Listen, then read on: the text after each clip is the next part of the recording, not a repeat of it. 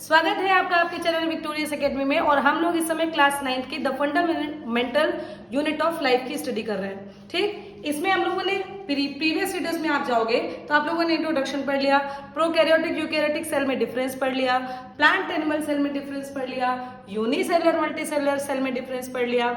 इसके अलावा आप लोगों ने प्लाज्मा मेम्ब्रेन क्या होती है, इसके अलावा आपने सेल वॉल क्या होती है, साइटोप्लाज्म क्या होता है, ये सब बातें पढ़ ली। आज आपको स्टडी करनी है अबाउट न्यूक्लियस। तो बच्चों, न्यूक्लियस के बारे में पॉइंट्स को समझना शुरू करते हैं। चलिए पहले न्यूक्लियस बना कर देखते हैं। पहला इंपॉर्टेंट पॉइंट समझो। पहला इंपॉर्टेंट पॉइंट क्या कि in prokaryotes nuclear membrane is present in nucleus. मतलब न्यूक्लियस के ऊपर न्यूक्लियर मेम्ब्रेन होती है, न्यूक्लियस के ऊपर कपड़ा होता है, न्यूक्लियस के ऊपर प्रोटेक्टिव कवरिंग होती है। तो in prokaryotes nuclear membrane is present in nucleus. Sorry prokaryotes है ना। Nuclear membrane is absent, nuclear membrane is absent in nucleus. अब बच्चों, अगर किसी सेल के अंदर मतलब किसी चीज के ऊपर प्रोटेक्टिव कवरिंग नहीं होगी तो उसके अंदर का जो मटेरियल है वो तो फैला होगा ना। तो जो सेल होती है प्रोकैरियोटिक की, मान लीजिए ये सेल है प्रोकैरियोटिक की, तो इसका तो जो अंदर का जो मटेरियल होता है क्रोमोसोम वगैरह वो तो पूरे फैला रहता है। इसका कोई निश्चित मतलब प्लेस नहीं होता है कि इसका क्रोमोसोम यहीं पाया जाएगा। बट अगर यूकैरियोट्स की बात लीजिए, but in eukaryotic cell nuclear membrane is present, nuclear membrane is present in nucleus। लेकिन जो आपका यूकैरियोटिक सेल होता है इसकी न्यूक्लियस में न्यूक्लियर मेम्ब्रेन प्रेजेंट होती है। तो इसका फिगर जरा आप लोग देखें मेरे साथ। इसके फिगर में पहली बात तो न्यूक्लियर मेम्ब्रेन बेटा डबल लेयर्ड होता है। एक किनारे बनाते हैं तो ताकि इसकी पॉइंट्स भी आप लोग को समझ में आए। इसमें एक किनारे से जो सेल होती है उसमें कभी कभी नहीं, उसमें एक तरफ से एंडोप्लाज्मिक रेटिकुलम प्रेजेंट हो सकता है। ठीक, बाकी ये डबल लेयर्ड मेम्ब्रेन आपकी ये बना रहे हैं, देखिए ध्यानपूर्वक।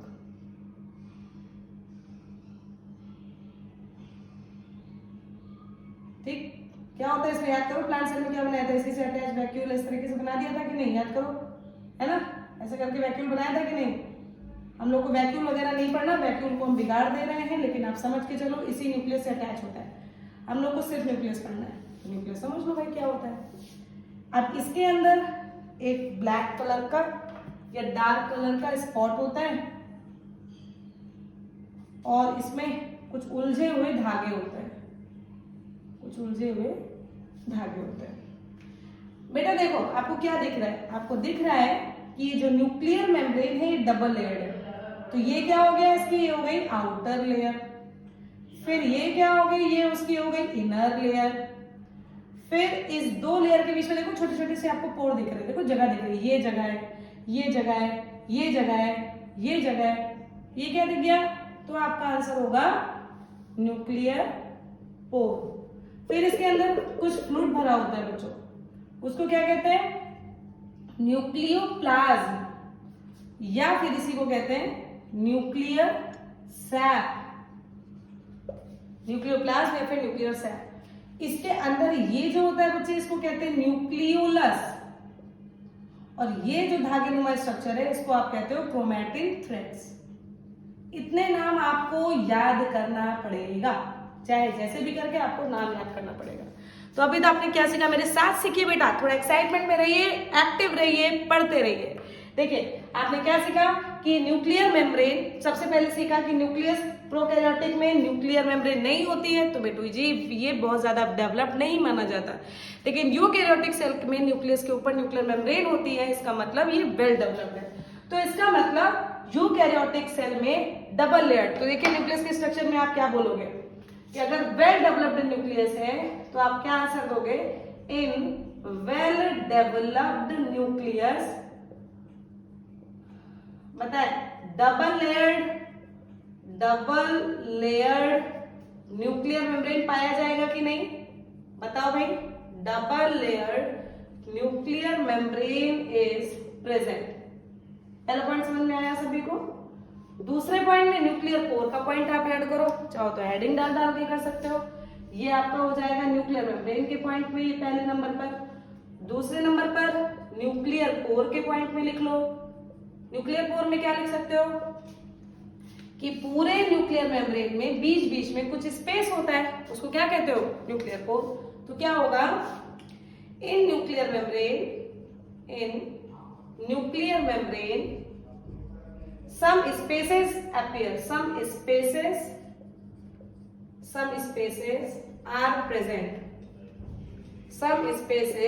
are present, ठीक है, जिसको हम लोग क्या कहते हैं, कॉल्ड न्यूक्लियर पोर। ये मदद किसमें करता है बच्चे, ये मदद करता है एक्सचेंज ऑफ मटेरियल में। ये न्यूक्लियोपास यहाँ से आसानी से बाहर निकल सकता है और बाहर से सेल से कोई भी मटेरियल अंदर आ सकता है।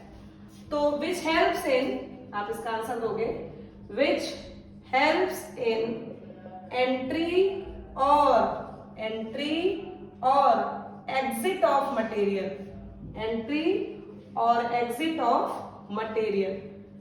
ठीक है, in and outside of nucleus. हो गया पॉइंट, देखा जल्दी से, कितनी जल्दी आपने 2 पॉइंट सीखे। एक न्यूक्लियर मेम्ब्रेन का पॉइंट सीख लिया, एक न्यूक्लियर पोर का पॉइंट सीख लिया। आप न्यूक्लियर पोर के अंदर क्या है, उसके अंदर आपको दिख रहा है न्यूक्लियोप्लाज्म। तो मेरे साथ सीखिए about nucleoplasm.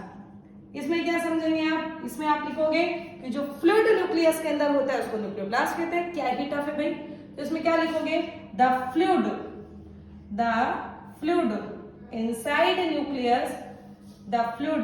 Inside nucleus is called, तो आपका आंसर होगा न्यूक्लियर सैक, या फिर इसी को क्या बोला गया, न्यूक्लियोप्लाज्म। इसके अंदर ही आपके न्यूक्लियोलस और क्रोमैटिन फाइबर होते हैं। तो नेक्स्ट हेडिंग डालेंगे न्यूक्लियोलस। न्यूक्लियोलस आपको न्यूक्लियस के अंदर, वेल डेवलप्ड न्यूक्लियस के अंदर प्रेजेंट होने वाला स्ट्रक्चर है। और बच्चों ये आरएनए की सिंथेसिस करता है, वेरी इंपॉर्टेंट। अभी आपको एक शब्द और मिला, आरएनए, बताएंगे, थोड़ा सा सब्र रखिए, बताएंगे। न्यूक्लियोलस की बात करते हैं, तो आप क्या लिखोगे, it is a dark coloured structure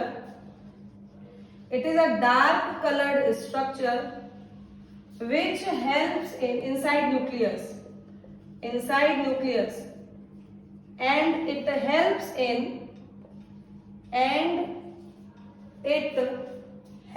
in synthesis of RNA। बच्चों ये RNA की सिंथेसिस करता है। RNA का फुल फॉर्म देखिए, राइबो न्यूक्लिक एसिड। बस थोड़ी ही देर में आपको ये आरएनए और डीएनए क्या होता है 2 मिनट में आपको समझने वाले हो आप लोग। न्यूक्लियोलस के बाद एक चीज और बची जिसको हम लोग क्रोमैटिन थ्रेड्स कहते हैं। तो लास्ट स्ट्रक्चर आपने देख लिया क्रोमैटिन थ्रेड्स के बारे में, ठीक। क्रोमैटिन थ्रेड्स देखो, क्रोमैटिन थ्रेड्स के बारे में आप क्या समझोगे कि जो फाइबर लाइक स्ट्रक्चर है, जो थ्रेड लाइक स्ट्रक्चर है, जो उलझा हुआ स्ट्रक्चर है न्यूक्लियस के अंदर, उसको क्रोमैटिन थ्रेड्स कहते हैं। तो the fibre, if the thread inside the thread-like structure inside nucleus is called chromatin threads। इसको हम लोग क्या कहते हैं, क्रोमैटिन थ्रेड्स कहते हैं बच्चे। अब ये तो बात आपको समझ में आ गई। ये इसके बाद बेटू क्रोमैटिन थ्रेड्स के बारे में थोड़ा सा और समझाना है। देखो न्यूक्लियस के अंदर ये क्रोमैटिन थ्रेड्स होते हैं, लेकिन चूंकि क्रोमैटिन थ्रेड ही जब मोर डेवलप होते हैं तो वो क्रोमोसोम में कन्वर्ट हो जाते हैं। देखो जैसे अभी एक थ्रेड्स के फॉर्म में, लेकिन जब ये डेवलपिंग स्टेज में आते हैं तो ये एक प्रॉपर स्ट्रक्चर में आ जाते हैं जिनको क्रोमोसोम कहते हैं। तो क्रोमैटिन थ्रेड्स कुछ और नहीं, क्रोमोसोम है। क्रोमोसोम का उलझा हुआ रूप है क्या, क्रोमैटिन थ्रेड्स। तो आप क्या लिखोगे, एक लाइन को लिखी लो, द कंडेंस्ड स्ट्रक्चर। एकदम कंडेंस्ड का मतलब एकदम कायदे का घना घना स्ट्रक्चर जब आप बनाओगे उसको कहते हैं। तो the condensed structure of of chromatin thread is called chromosome. क्या कहते हैं उसको? called chromosome. CHROMOSOME,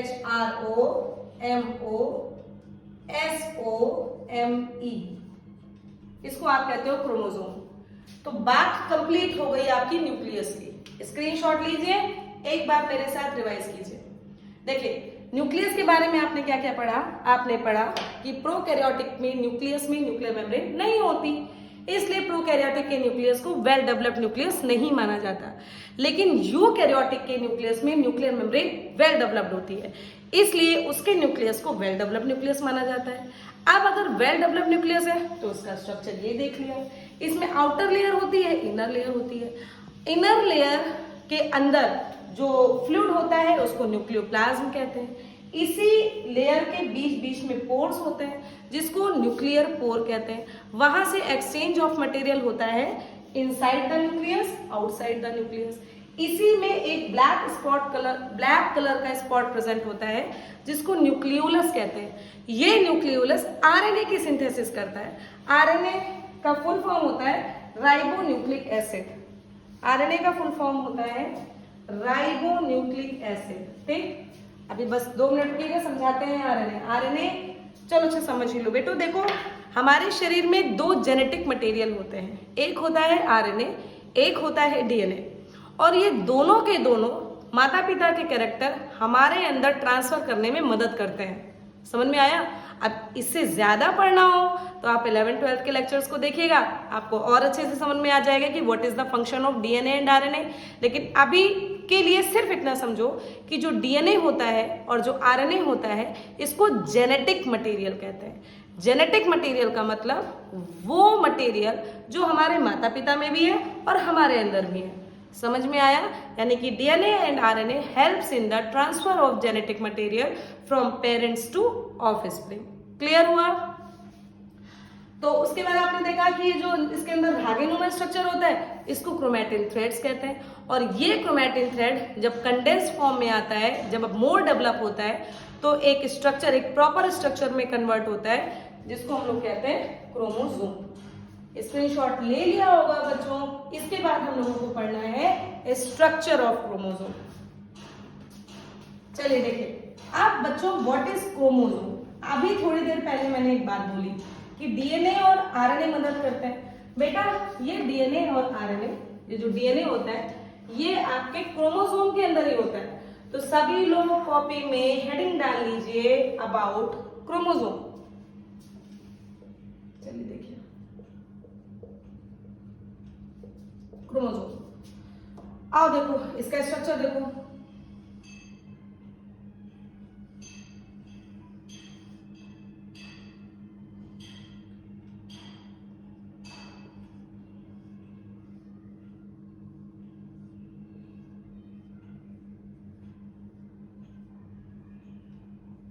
ऐसा कुछ, ठीक। इसी में थोड़े थोड़े से जीन्स बना दे रहे भैया, समझ लो। देखो ये जो आपके क्रोमैटिड्स होते हैं बेटा जी, सॉरी, ये जो क्रोमोसोम होता है इसका एक प्रॉपर स्ट्रक्चर है। अब इस प्रॉपर स्ट्रक्चर में चीजों को देखिए। सबसे पहले तो इसकी जो आउटर लेयर होती है ये पेलिकल की बनी होती है। ये जो 2 आपको विंग लाइक स्ट्रक्चर दिख रहे हैं बच्चों, इसको क्रोमैटिड्स कहते हैं। यानी कि क्रोमोसोम किससे मिलकर बनता है? 2 क्रोमैटिड से। बोलते रहा करो भाई, क्रोमोसोम किससे मिलकर बनता है? 2 क्रोमैटिड से। ये 2 क्रोमैटिड एक जगह पर जुड़ते हैं जिसको क्या कहते हैं? सेंट्रोमियर कहते हैं। इस सेंट्रोमियर, इधर क्रोमैटिड में देखो क्या प्रेजेंट है? DNA plus histone protein. याद कर लो भैया कि आपके क्रोमोसोम किससे मिलकर बने होते हैं? तो डीएनए और हिस्टोन प्रोटीन। और इसमें जो dot dot dot dot structure दिखाए ना, इसी को आप कहते हो जीन्स। पहनने वाली जीन्स नहीं, जीन्स। जो स्ट्रक्चर माता पिता के कैरेक्टर हमारे अंदर ट्रांसफर करते हैं। अच्छा हम लोग क्या कहते हैं? देखो इनके अंदर इनके माता पिता के जीन्स होंगे। वो जीन कहाँ प्रेजेंट है? मेरे साथ समझिए, वो जीन्स कहाँ प्रेजेंट है? डीएनए में। डीएनए कहाँ प्रेजेंट है? क्रोमोसोम में। क्रोमोसोम कहाँ प्रेजेंट है? न्यूक्लियस में। न्यूक्लियस कहाँ प्रेजेंट है? सेल में। सेल कहाँ प्रेजेंट है? हमारे शरीर में। तो सीखो यार, इसी ढंग से सीखो। फिर से एक बार, सेल के अंदर क्या है? न्यूक्लियस। न्यूक्लियस के अंदर क्या है? बोलो अपने मन से। क्रोमोसोम। क्रोमोसोम के अंदर क्या है? डीएनए। डीएनए के अंदर क्या है? जीन्स। तो आप चाहे बोलो कि जीन्स माता पिता से हमारे अंदर आ रहे हैं, या बोलो आप क्रोमोसोम माता पिता से हमारे अंदर आ रहे हैं, या बोलो डीएनए माता पिता से हमारे अंदर आ रहे हैं। कुल मिलाकर ये सब के सब माता पिता से कैरेक्टर हमारे अंदर ट्रांसफर करने में मदद करते हैं। अब तो समझ में आ गया होगा। तो क्रोमोसोम की स्टडी करते हैं बच्चों। देखो इसमें सबसे पहला पॉइंट समझते हैं कि इट एक्ट एज, सबसे महत्वपूर्ण point, it acts as genetic material. Genetic material का मतलब माता पिता के कैरेक्टर हमारे अंदर ट्रांसफर करना। which helps in transfer of material, transfer of characters from parents to offspring। अब offspring एक नया शब्द आया, समझ लो भैया। नवजात बच्चा, जो बच्चा पैदा होता है उसको ऑफस्प्रिंग कहते हैं। बच्चे को ही कह सकते हैं भैया, चाइल्ड लिख लो यार, क्यों कॉम्प्लेक्स समझते हो इसको। ऑफस्प्रिंग का मतलब बच्चा, पेरेंट से बच्चों में ट्रांसफर होता है। सेकेंड पॉइंट में क्या समझोगे कि इसकी आउटर लेयर किसकी बनी है? पेलिकल की। तो लिख लो, its outer layer is made by,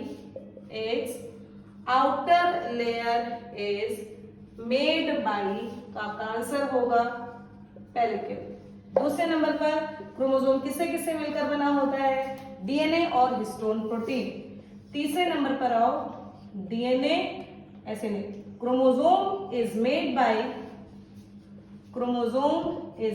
bye, तो आपका आंसर होगा डीएनए एंड हिस्टोन प्रोटीन। ये डीएनए क्या है? Full form deoxyribonucleic acid. ठीक, ये आपका डीएनए होता है। और डीएनए और आरएनए मिलकर माता पिता के कैरेक्टर हमारे अंदर ट्रांसफर करते हैं। चौथे नंबर पे आओ, देखो ये इसमें क्या प्रेजेंट है? दो क्रोमैटिड ना, तो each chromosome has two arms. दो आर्म होती है इसके, दो विंग्स होती है, दो भुजाएं होती हैं, विच इज कॉल्ड, बताओ। तो आपका आंसर होगा क्रोमैटिड्स। ठीक, जो नीचे क्रोमैटिड्स होते हैं बच्चे, ये किससे जुड़े होते हैं? सेंट्रोमियर से। फिर next point, each chromatid is joins with the help of, तो आपका आंसर होगा सेंट्रोमियर, या इसी को हम लोग एक नाम और देते हैं, प्राइमरी कॉन्स्ट्रिक्शन।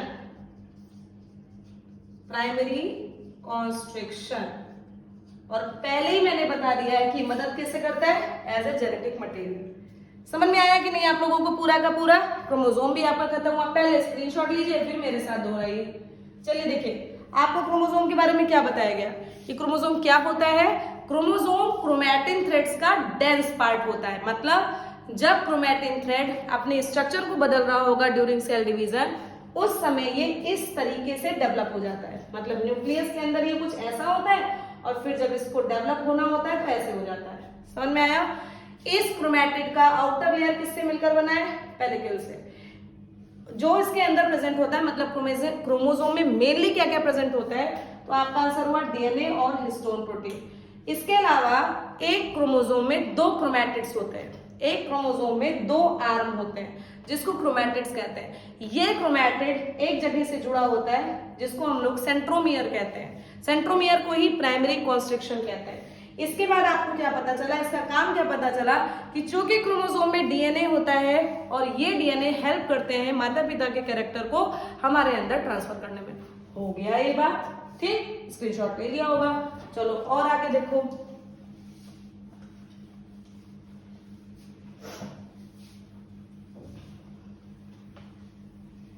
देखो बेटो, छोटा सा पॉइंट है, इसको भी समझ लो क्या बोलना है। देखिए आप लोगों को मैंने क्या बोला, चलिए देखिए आप लोगों को मैंने क्या बोला, जेनेटिक मटेरियल। एक छोटी सी पॉइंट है, नोट डाल के इसको भी नोट करो।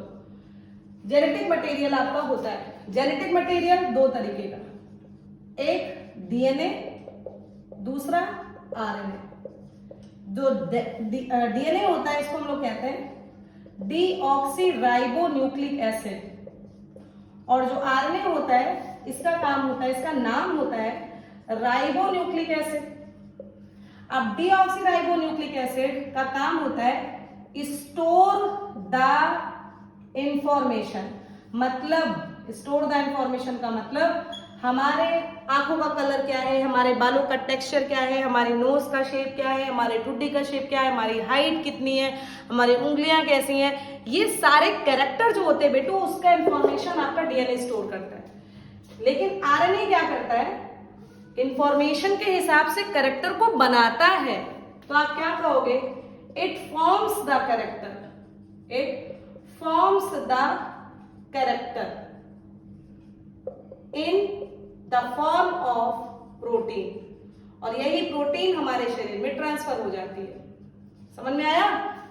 समझ में आया? नहीं आया तो कमेंट कीजिएगा बच्चों, बता देंगे और अच्छे से। हालांकि ये 11th-12th की बात है, लेकिन फिर भी समझ लीजिए क्या होता है। देखो सबसे पहले हमारे शरीर में जो क्रोमोसोम में डीएनए होता है ना, ये कन्वर्ट होता है आरएनए में। ये डीएनए का पूरा इंफॉर्मेशन आरएनए में आता है, और आरएनए क्या बना देता है, आरएनए बना देता है प्रोटीन। इस तरीके से कैरेक्टर ट्रांसफर हो जाता है। कितनी छोटी सी बात मैंने आपको बता दी, जल्दी से इसको देखिए, ठीक, जल्दी से मेरे साथ इसको रिवाइज कीजिए। देखिए सबसे पहले आप लोगों ने क्या सीखा, जेनेटिक मटेरियल डीएनए और RNA. DNA deoxy ribonucleic acid, RNA ribonucleic acid. DNA information को स्टोर करता है, आरएनए वो कैरेक्टर जो इंफॉर्मेशन स्टोर है बेटा जी, उसको कैरेक्टर के फॉर्म में कन्वर्ट करता है। कैरेक्टर किस फॉर्म में रहते हैं, प्रोटीन के फॉर्म में रहते हैं। तो डीएनए से आरएनए बना, आरएनए से प्रोटीन बना, वो कैरेक्टर माता पिता से हमारे अंदर ट्रांसफर हो गया। इतनी छोटी सी बात है, हालांकि बेटा ये 9th के सिलेबस की बात नहीं है, लेकिन फिर भी आपको नोट्स में चाहो तो आप इसको नोट कर सकते हो। फिर आपको पढ़ाते हैं अबाउट माइटोकॉन्ड्रिया। तो जरा देखो क्या होता है माइटोकॉन्ड्रिया, तो फिर माइटोकॉन्ड्रिया के बाद फिर हम आज टैप करेंगे। चलिए देखिए, सीखिए what is mitochondria. Last topic आज का, माइटोकॉन्ड्रिया के स्ट्रक्चर को फटाफट देखो।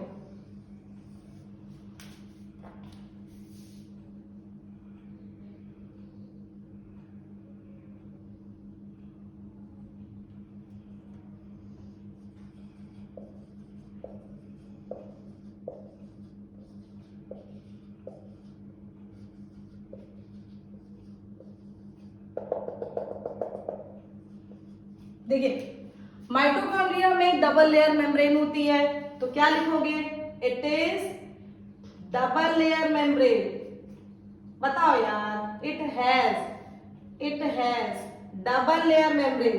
अभी न्यूक्लियस भी आपने डबल लेयर देखा ना, तो याद रखना अभी तक आपने 2 स्ट्रक्चर ऐसे देखे जो डबल लेयर थे, तो it has double layer membrane. इसके बाद ये लेयर कैसी है, आउटर लेयर, ये लेयर कैसी है, इनर लेयर। अब देखो यार, इनर लेयर में आपको कुछ फिंगर लाइक स्ट्रक्चर दिख रहे हैं, चलो समझो।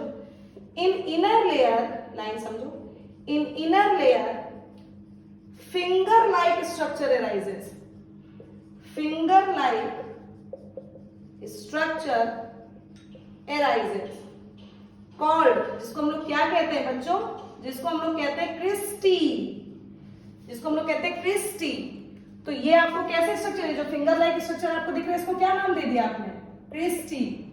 इसे क्रिस्टी के ऊपर देखो, ये नॉब लाइक स्ट्रक्चर, इस तरीके से स्ट्रक्चर दिख रहा है, इसको क्या नाम दिया गया, F1 पार्टिकल, इसको नाम दिया F1 पार्टिकल, या फिर ऑक्सीजोम्स। तो इसका पॉइंट टू द लिखो क्या, कि इन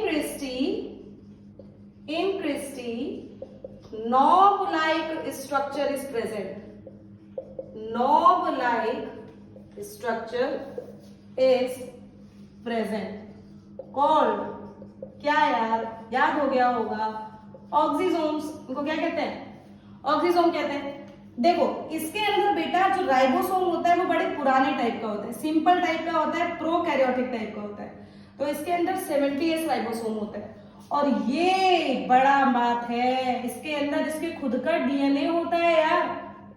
ठीक, तो इसके बाद आप क्या लिखोगे, in mitochondria, very important point बच्चों, स्टार बना दिया है, याद कीजिए।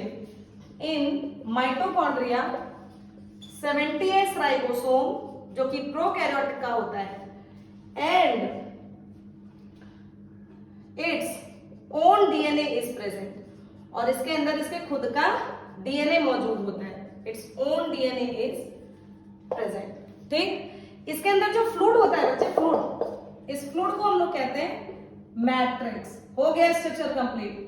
तो इसके बाद क्या लाइन लिखोगे कि the fluid like structure, the fluid like structure is known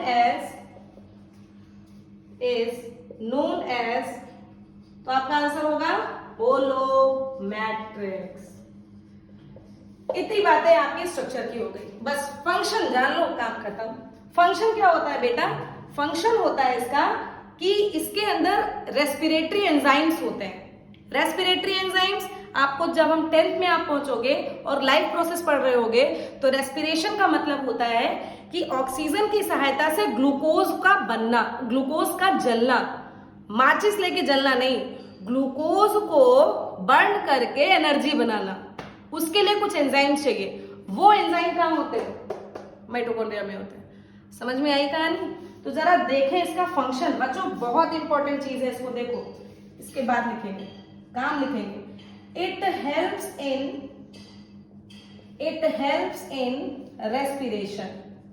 respiration का क्या मतलब समझाया, ग्लूकोज को कन्वर्ट करना एनर्जी में, प्लीज समझ लो अभी के लिए।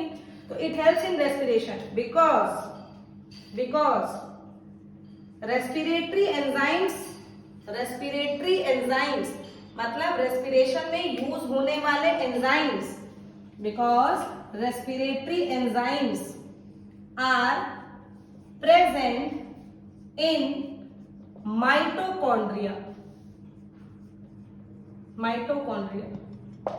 तो बच्चों अगर रेस्पिरेटरी एंजाइम्स माइटोकॉन्ड्रिया में बन रहे हैं तो इसका मतलब अब एनर्जी बनेगी, रेस्पिरेशन होगा। तो एनर्जी बनेगा किस फॉर्म में, तो वो बेटा एटीपी के फॉर्म में। तो it helps in respiration because respiratory enzymes are present in mitochondria and ATP is formed here, और यहां पर एटीपी बनता है in the form of energy.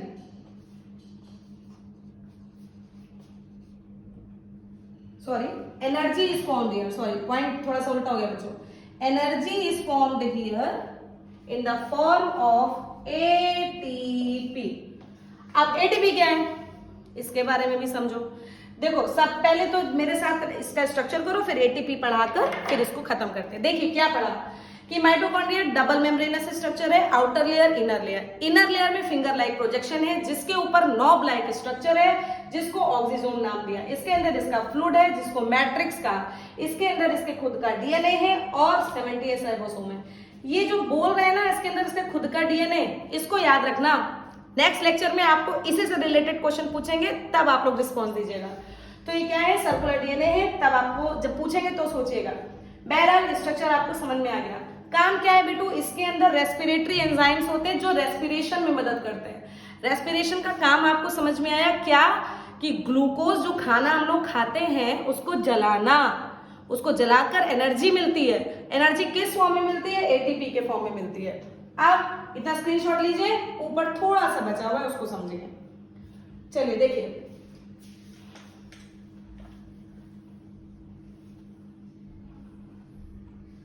चलिए बच्चों देखिए, एटीपी का फुल फॉर्म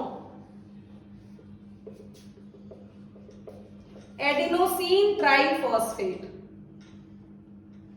एडिनोसिन ट्राइफॉस्फेट